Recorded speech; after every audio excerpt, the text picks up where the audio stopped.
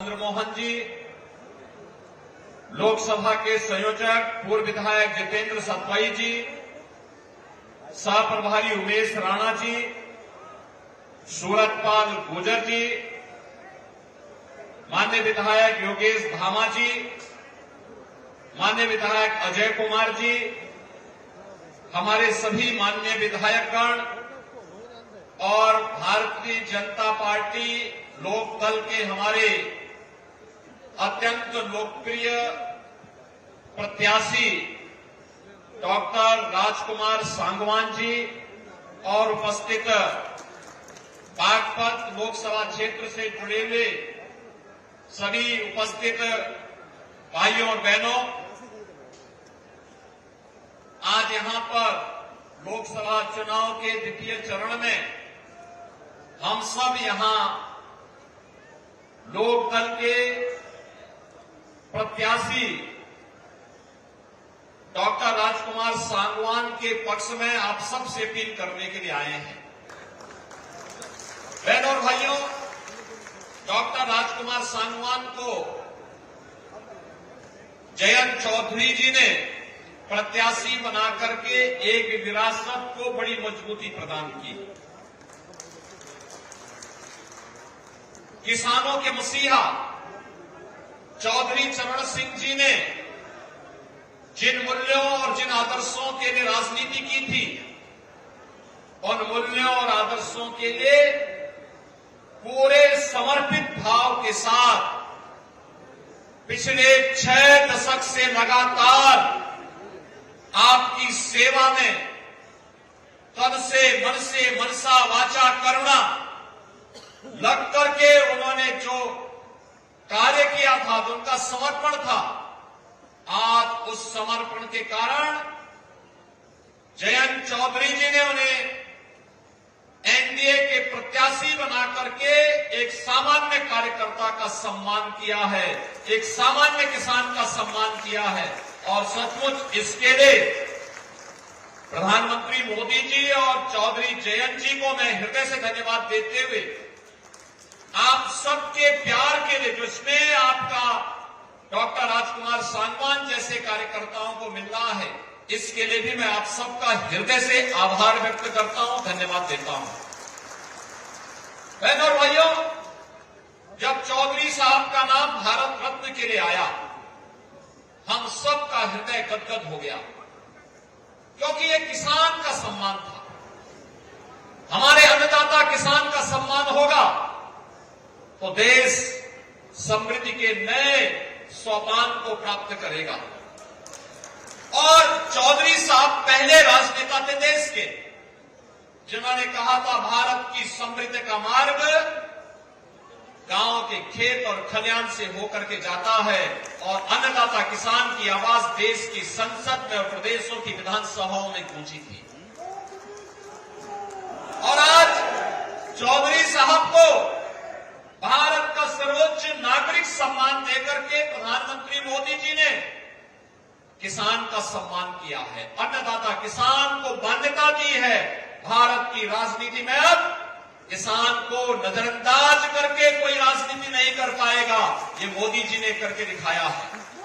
और बहनों और भाइयों, इसीलिए चौधरी साहब की इस कर्म भूमि को मैं कोटि कोटि नमन करता हूं। बहनों और भाइयों, हम लोगों ने तो राजनीति में यही सीखा है कि अन्नदाता किसान को सम्मान मिलना चाहिए, अपने पूर्वजों के बताए हुए मार्ग का अनुसरण करके उन्हें कार्य करना चाहिए। और आज तो वैसे भी हनुमत जयंती है, हनुमत जयंती के अवसर पर खासतौर पर बागपत वासियों को तो और भी मैं बधाई देता हूं। आप तो हनुमान जी के साक्षात आदर्शों का अनुपालन करते हैं। जो कार्य करना है सीधे धड़ल्ले से कर लो, कोई इधर उधर की लौंग लपेट नहीं।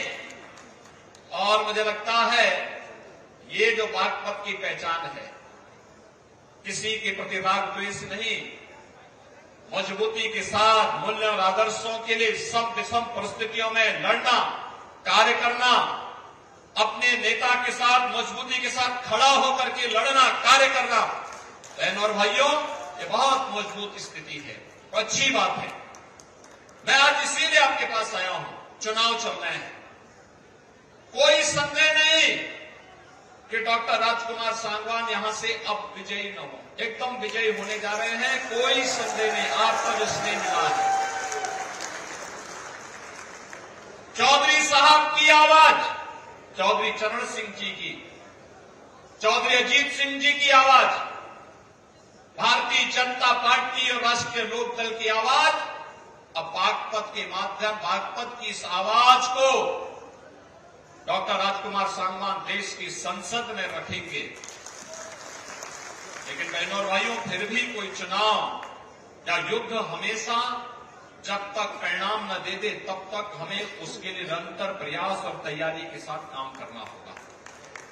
और आज मैं इसीलिए आपसे कहने के लिए आया हूं, एक तरफ भारतीय जनता पार्टी राष्ट्रीय लोकदल का गठबंधन है, दूसरी तरफ कांग्रेस, समाजवादी पार्टी और अलग अलग धड़ों में बटे हुए दल हैं जो अपने राज्यों में भी एक दूसरे के खिलाफ लड़ रहे हैं, लेकिन राष्ट्रीय स्तर पर मोदी जी को रोकने के लिए वे इंडी गठबंधन बना करके उनके द्वारा कहीं न कहीं बैरियर बनाने का प्रयास हो रहा है। आप देखो उनकी सोच ही क्या। जब कांग्रेस के घोषणा पत्र को आप देखते हैं, दो बातें उन घोषणा पत्र में नजर आती हैं। एक, कांग्रेस कहती है कि हम व्यक्तिगत कानून को लागू करके सरिया कानून को लागू करवा देंगे। इसका मतलब बाबा साहब भीमराव अंबेडकर के द्वारा बनाए गए संविधान के लिए ये लोग खतरा पैदा करना चाहते हैं, यानी देश के संविधान को खतरे में डालना चाहते हैं, तालिबानी शासन लागू करना चाहते हैं। क्या हम तालिबानी शासन को स्वीकार करेंगे? क्या यह देश तालिबानी शासन को स्वीकार करेगा? और दूसरी तरफ क्या कहते हैं, कांग्रेस का घोषणा पत्र कहता है हम एक झटके में गरीबी मिटा देंगे। और गरीबी कैसे मिटाएंगे? यानी आपकी संपत्ति को हड़प करके बेटी और माताओं के, बहनों के जो उनके गहने होंगे उनको ये लोग जब्त करवाने की साजिश रच रहे हैं। यानी देश को तो इन्होंने 60 दशक, 6 दशक तक लूटा और अब कह रहे हैं कि हर संपत्ति पर ये लोग डकैती डाल करके उसको जबरदस्ती अपने कब्जे में ले लेंगे और फिर उसका बंदरबांट करेंगे। क्या आप स्वीकार करेंगे कांग्रेस की उसी चेष्टा को? बहनों और भाइयों, सही मायने में अगर आपने देखा है जो नारा दादी ने दिया वही आज पोती की तरह पोता भी वही रट लगाए बैठा हुआ है। गरीबी हटाएंगे। अरे कब गरीबी हटाएंगे? 65 वर्षों तक शासन करने का अवसर मिला तब तो कुछ नहीं कर पाए, और आज जब सत्ता से बेदखल भारत की जनता जनार्दन ने कर दिया है, अब उनको फिर गरीबी हटाने की बात नजर आ रही है। बहनों और भाइयों, मैं इसीलिए कहने के लिए आया हूं, गरीबी सही मायने में किसी ने हटाई है और उसको हटाने का कार्य किया है। ये केवल आंकड़े नहीं, हकीकत है कि 25 करोड़ लोग गरीबी रेखा से उभरे हैं, शानदार जीवन जीने का काम कर रहे हैं। और आज इसी का परिणाम है 80 करोड़ लोगों को राशन की सुविधा का लाभ 4 वर्ष से लगातार प्राप्त हो रहा है। बहनों और भाइयों, 60 करोड़ गरीबों को देश के अंदर 5 लाख रुपए की आयुष्मान भारत में स्वास्थ्य बीमा का कवर मिल रहा है। और उत्तर प्रदेश में तो हमने व्यवस्था बनाई कि हमारा कोई विधायक, कोई पदाधिकारी या पीड़ित भी अगर बीमार है और मुझे एक पत्र भेज देता है तो मैं सीधे जनधन अकाउंट में उसका पैसा भेज देता हूं, कहता हूं मैं उपचार कराओ, चिंता पैसे की मत करना, परिवार के ऊपर बोझा मत आने देना, उसकी जिम्मेदारी हम लोग लेंगे। आखिर हम सत्ता में बैठ के क्या कर रहे हैं? यही हमारा काम है, हर पीड़ित के साथ खड़ा होना। ये लोग क्या चाहते हैं? कांग्रेस के लोग ये आपकी संपत्ति को हड़पना चाहते हैं। और ये तो समाजवादी पार्टी और कांग्रेस का पुराना इतिहास है, ये तो यही इनका इतिहास है। वे अपने लिए जीते हैं। आप देखिए, यही उदाहरण है जब राष्ट्रीय लोकदल को अवसर मिला, उन्होंने राजकुमार सांगवान को बागपत जैसी प्रतिष्ठित सीट पर जो चौधरी साहब की कर्म भूमि, वहां पर उन्होंने अपना प्रत्याशी बनाया। और समाजवादी पार्टी को अवसर मिला तो समाजवादी पार्टी ने क्या किया? अपने ही परिवार के सभी लोगों को टिकट दे दिया। किसी बाहरी व्यक्ति को नहीं दिया, सारे टिकट अपने परिवार के लोगों को।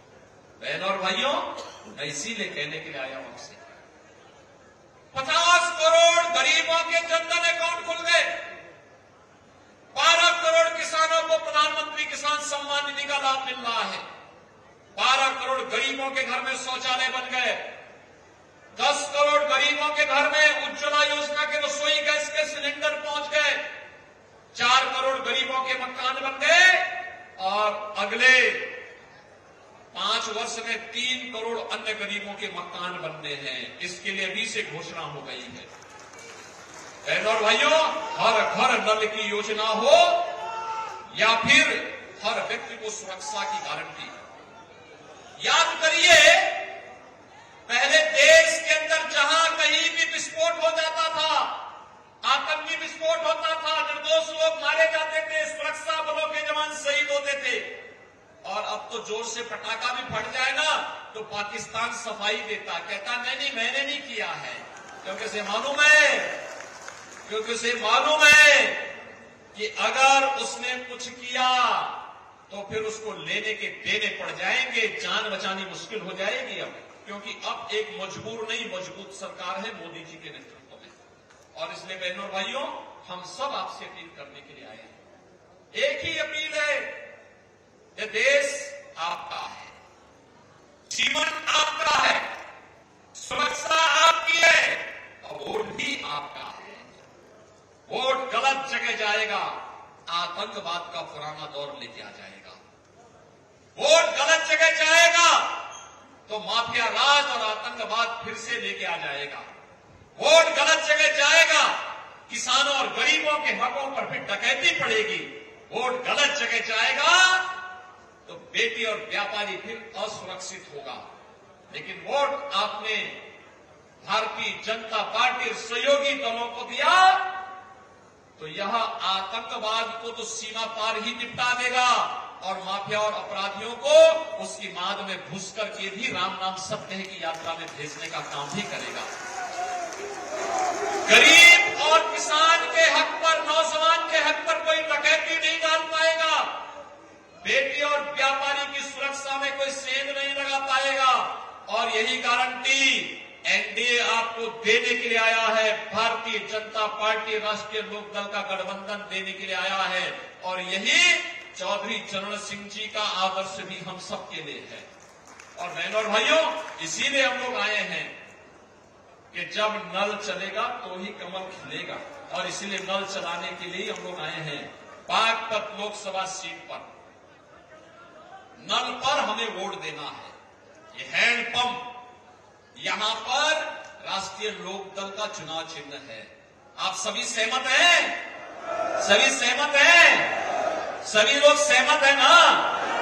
इस वोट की कीमत को समझना है। और जो यहां पे चारू जी ने कहा, याद रखना,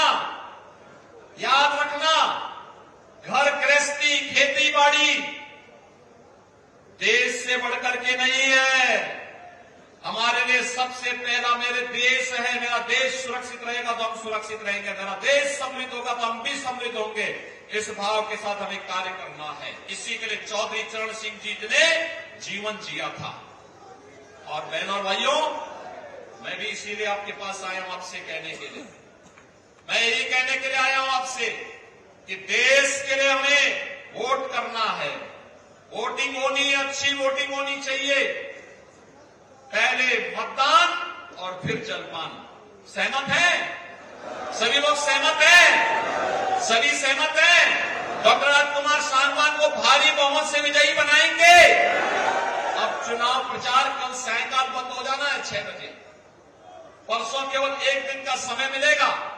अब ये जो 2 दिन, कल और परसों 2 दिन का समय है, घर घर आप जाएंगे, नल का समर्थन करेंगे, राष्ट्रीय लोकदल और भाजपा के प्रत्याशी राजकुमार सांगवान को भारी बहुमत से विजयी बना करके देश की संसद में भेजेंगे।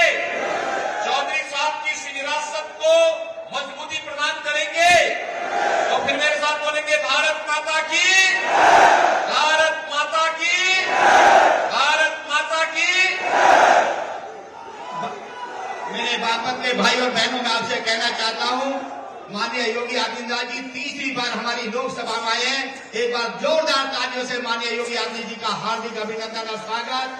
मैं इस अवसर पर अपने जिला प्रभारी चंद्रमोहन जी का, लोकसभा के संयोजक सतवई जी का हार्दिक अभिनंदन करता हूँ। वेदपाल उपाध्याय जी का हार्दिक अभिनंदन करता हूँ। बहुत सहयोग उन्होंने किया। वेदपाल जी आए, हम सबका धन्यवाद करें। जिलाध्यक्ष वेदपाल जी।